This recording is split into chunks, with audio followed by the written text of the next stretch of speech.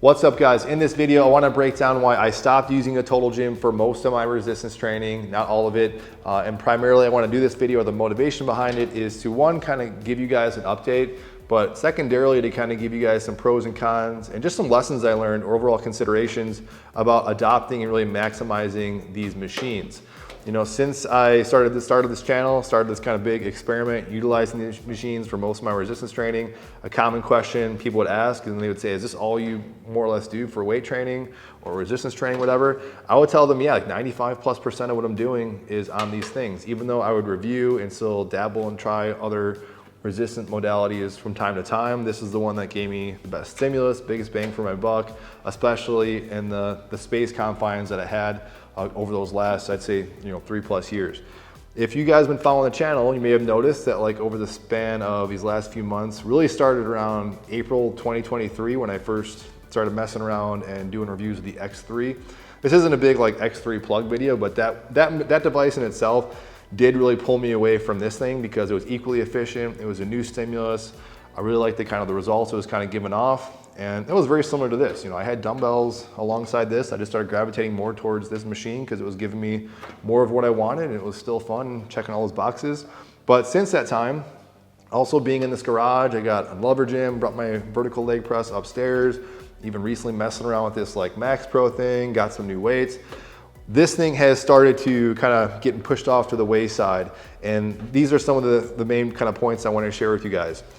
I think where this thing shines the most, or a Total Gym just in general, is if you have limited space and I'd say also limited equipment, because I can't think of many pieces of equipment that really hit on so many cylinders or so many options to do in such a small space.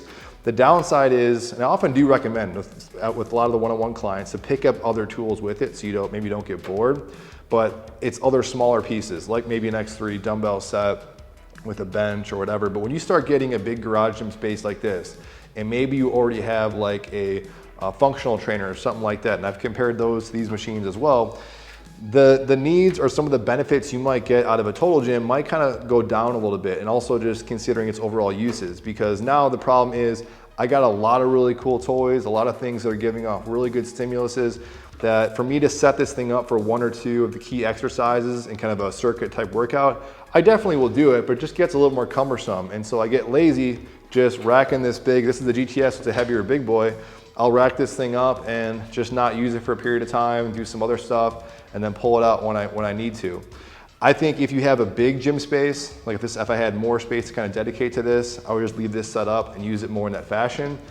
I have a decent amount of space, but not that much, in the sense that now if I do want to use this open area and say even use my lever gym, even my bench to a certain extent, I have to kind of close this up. So it is cool I can close it up, but I just find where this machine really shines is just using it as a dedicated unit, flowing through different exercises and just really maximizing its versatility and again, its efficiency.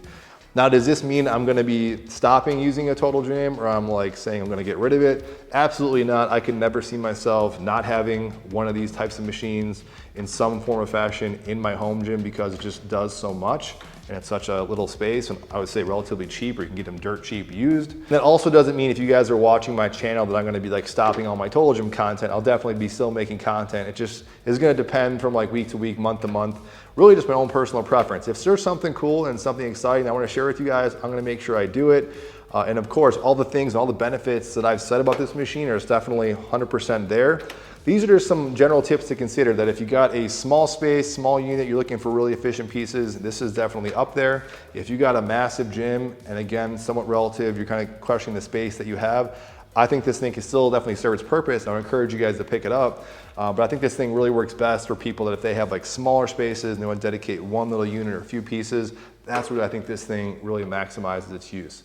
Just some general thoughts, guys, off the cuff. Let me know your kind of thoughts and opinion on the matter. You guys are seeing a bunch of stuff in these videos. There'll be some affiliate links down below in case you guys want to help support me and the channel. See you guys on the next video.